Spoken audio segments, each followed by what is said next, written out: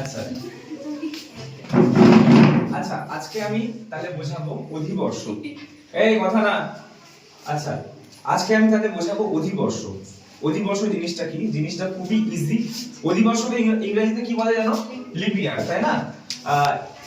তাহলে অধিবর্ষ জিনিসটা কি? জিনিসটা খুব সোজা। যদি কনসেপ্টটা ক্লিয়ার থাকে আমরা সারা জীবন মনে রাখতে পারবো।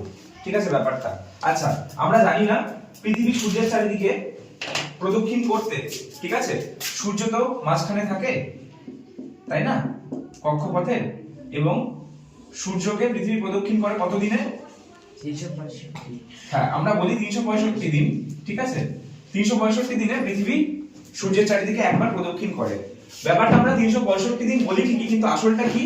আসল ঘটনাটা হলো পৃথিবী সূর্যকে প্রদক্ষিণ করে 365 দিন 5 ঘন্টা 48 মিনিট 46 সেকেন্ডে, ঠিক আছে। কিন্তু আমরা কি বলছি? আমরা তো 365 দিন বলছি, তাই না? আমরা তো 365 দিন বলছি। তাহলে এই যে 5 ঘন্টা 48 মিনিট 46 সেকেন্ডটা গেল কোথায়? তাহলে আমরা কি করছি? এটাকে 5 ঘন্টা 48 মিনিট 46 সেকেন্ড না ধরে, এটা তো প্রায় 6 ঘন্টার সমান না?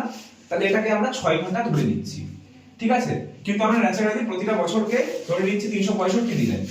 এবার যে এই যে এই প্রায় 6 ঘন্টাটা, এই যে এই প্রায় 6 ঘন্টাটা আছে, এটা প্রতি 4 বছর অন্তর, ঠিক আছে। 4 গুণন 6, 4 গুণন 6 মানে কি? 24 ঘন্টা। এই যে 6 ঘন্টাটা 4 বছর অন্তর অন্তর একটা বছরের সঙ্গে এই 24 ঘন্টাটা অ্যাড করে দেওয়া হচ্ছে। 4 6 24, 24 ঘন্টা মানে কি? একদিন না?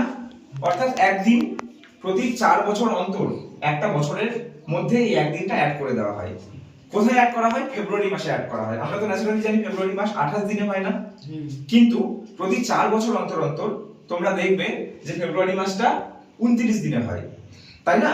তাই যেহেতু ফেব্রুয়ারি মাসটা 28 দিনের পরিবর্তে 29 দিনে হলো, তাহলে বছরটাও তো 366 দিনে হয়ে গেল না? তাই না? তাহলে বর্ষটা বা বছরটা, তাই না, একদিন অধিক হয়। তাই এটাকে কি বলছো? অধিবর্ষ। অধিবর্ষ বা লিপ ইয়ার। তাহলে বোঝা গেল ব্যাপারটা? তাহলে এটা আমি বইয়ের ভাষায় বলি, তাই না? আমি বইয়ের ভাষায় বলি পৃথিবী সূর্যকে প্রদক্ষিণ করে 365 দিন 5 ঘন্টা 48 মিনিট 46 সেকেন্ডে। কিন্তু হিসাবের সুবিধার জন্য আমরা সেটাকে 365 দিন ধরে নেই। এবার বাড়তি যে 6 ঘন্টা পড়ে থাকলো সেটা প্রতি 4 বছর অন্তর অন্তর, ঠিক আছে, একটা বছরের সঙ্গে 4 গুণন 6 ঘন্টা সমান সমান 24 ঘন্টা, অর্থাৎ একদিন যোগ করা হয় ফেব্রুয়ারি মাসে, ঠিক আছে। এর ফলে ফেব্রুয়ারি মাস 28 দিনের পরিবর্তে 29 দিনে হয়, এবং সেই বর্ষে যেহেতু একদিন বেশি হয় তাই এই বর্ষটাকে কি বলা হচ্ছে? অধিবর্ষ বা লিপ ইয়ার। বোঝা গেল? বোঝা গেল? আচ্ছা অধিবর্ষ বা লিপ ইয়ার, LEAPYEAR, ঠিক আছে। তাহলে একেই বলছি অধিবর্ষ বা লিপ ইয়ার। কমপ্লিট, ঠিক আছে।